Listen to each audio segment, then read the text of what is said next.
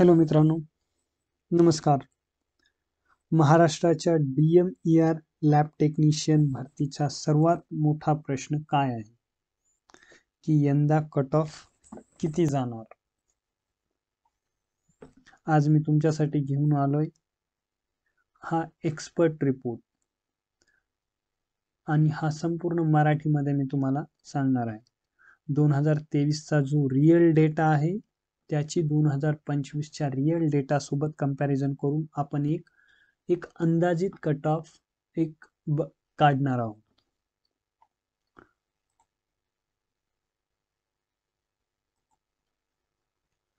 हे जे 2023चा cut off आहे, 2023 मध्ये ओपन मेलचा कट ऑफ फक्त 124 मार्क होता, पण 2025 मध्ये 144 मार्कापर्यंत हा जाऊ शकतो. आणि ओबीसी फिमेल साठी 140 मार्क्स असतील तर 95% पेक्षा जास्त चान्सेस आहेत की तुमचं यामध्ये सिलेक्शन होईल. कारण तसं बघायला गेलं तर 2023 मध्ये वॅकन्सी पण खूप कमी होत्या आणि आता वॅकन्सी थोड्या वाढल्या आहेत, म्हणजेच 181 वॅकन्सी आहेत.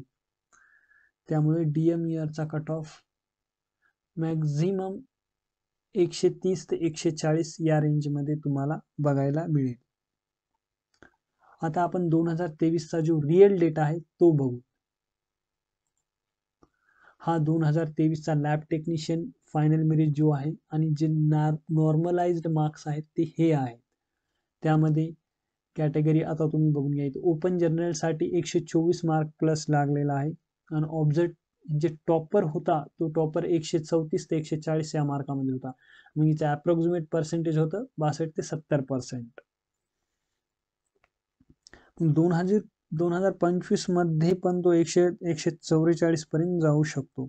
आणि ओबीसी फिमेल साठी म्हणलं तर 140 130 हे मार्क तुमच्यासाठी सेफ मार्क म्हणून आपण म्हणू शकतो.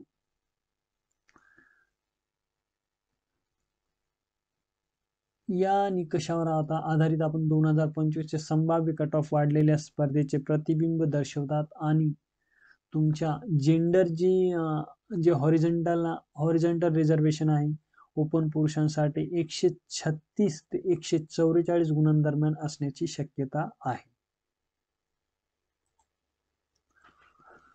तसं बघायला गेलं तर आता खरं बघायचं तर नॉर्मलायझेशनची जी गोष्ट आहे ती मला वाटतंय लॅबोरेटरी असिस्टंटला नाही आहे, कारण ते एका शिफ्टमध्ये 25 सप्टेंबर शिफ्ट 17 मध्ये लॅबोरेटरी असिस्टंट हा फक्त एकाच शिफ्टमध्ये झालेला पेपर आहे. तर आता नॉर्मलायझेशन होईल ते फक्त लॅबोरेटरी टेक्निशियनसाठी नॉर्मलायझेशन होईल. आणि कारण लॅबोरेटरी टेक्निशियन ही पोस्ट दोन शिफ्टमध्ये झालेली आहे. काही लोकांचे म्हणणे आहे की 13 तारखेची शिफ्ट जी खूप हार्ड आहे आणि 15 तारखेची झालेली होती ती शिफ्ट ही थोडी सोपी होती. मग 13 तारखेवाल्यांच्या मुलांना तेवढी काळजी करायची गरज नाही, कारण नॉर्मलायझेशन मध्ये कधी कधी मार्क वाढतात, कधी कधी कमी होतात, पण जी शिफ्ट हार्ड आहे त्याचे मार्क वाढण्याचे चान्सेस आहेत.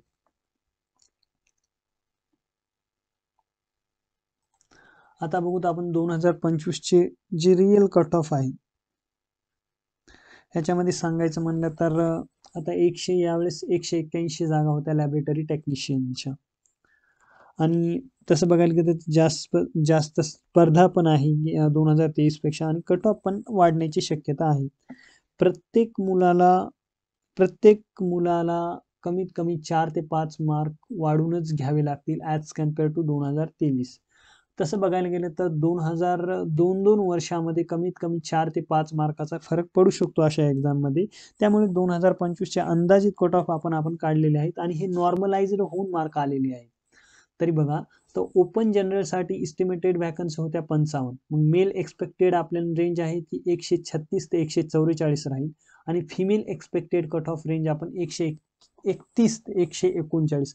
मुलांना हे आत्ता पण सांगतो, हे नॉर्मलाइज्ड मार्क आहेत, हे तुमचा रॉ स्कोर नाही.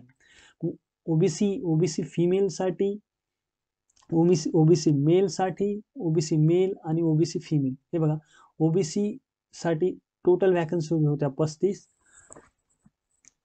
आणि त्यामध्ये आपल्याला बघायला भेटेल की 132 ते 140 हा male expected cut off range आहे आणि female expected cut off range 127 ते 135 अशी लागेल. कारण 70 ते 80% यांचं 80 ते 90% यांचं आहे की हे जे मार्क आहेत या मार्कामधल्या मुलांचं सिलेक्शन होण्याचे चान्सेस खूप आहेत. ईडब्ल्यूएसचा कट ऑफ थोडा कमी जाईल, मे बी मला वाटतं 120 ते 125 130 या रेंजमध्ये ईडब्ल्यूएस राहील. एस सी कॅटेगरी 125 वॅकन्सी होत्या, 126 ते 133 थोडा कमी जातो एस सी आणि एस टीचा, 113 आणि 120 हा मेल एस टीच्या कॅटेगरीचा मेल एक्सपेक्टेड आपण बघू शकतो 118 ते 125 आणि फिमेलसाठी 113 ते 120. तर आता ओपन मेल साठी जो आपण म्हणतो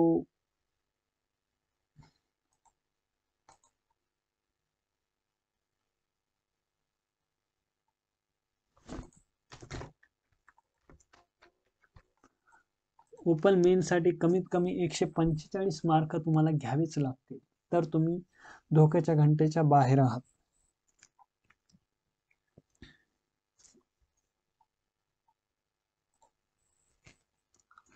यावर एक मी केस स्टडी केलेली आहे की जर एखादी ओबीसी फिमेल आहे आणि तिला 140 मार्क पडत असतील तर ती किती सेफ त्याचा स्कोर आहे हे आपण इथे बघू. आता बघू कॅटेगरीसाठी ओपन, अदर, ओबीसी फिमेलसाठी, ओबीसी ह्या कास्ट टोटलसाठी 35 जागा होत्या. त्यासाठी मेल एक्सपेक्टेड कट ऑफ आपण 132 आणि 140 सांगितलंय आणि फिमेलसाठी 127 ते 135. मग आता पुढे आपण कॅन्डिडेट, आता जर एखादी फिमेल महिला आहे तिला 140 जर मार्क पडत असतील तर आपण याचे पर्सेंटेज बघू. तो हॉरिझॉन्टल आणि वर्टिकल आपण रिझर्वेशनचं कन्सिडरेशन करून त्याचे 70 ते 75% हा गुड स्कोर आहे. तो अशा मुलींचे सिलेक्शन होण्याचे जास्त चान्सेस आहेत. कारण निष्कर्ष काढायला गेला तर इथं 100% कट ऑफ क्लिअर केलेला आहे आणि नॉर्मलायझेशनही सेफ आहे आणि 95% पेक्षा जास्त चान्स आहे आणि टॉप रँक मिळवण्याची पण शक्यता आहे मित्रांनो इथे. तुम्हाला पण जर एवढ्याच रेंजमध्ये जर मार्क येत असतील तर तुम्ही पण कमेंटमध्ये सांगायचे आहे की मला एवढे मार्क येत आहेत. मग आपण सर्वांचे मार्क मिळून आपण एक नवीन रिपोर्ट बनवू आणि त्यावर अजून आपल्याला काही अंदाज बांधता येईल तर अशा गोष्टी करू. मित्रांनो, हा जो रिपोर्ट जो बनवलेला आहे तो मी रिअल डेटावर आधारित बनवलेला आहे. तुम्ही जर 140 प्लस मार्क्स काढले असतील तर तुम्ही जबरी सेफ आहात, पण 130च्या खाली असाल तर पुढच्या संधीकडे लक्ष राहू द्या.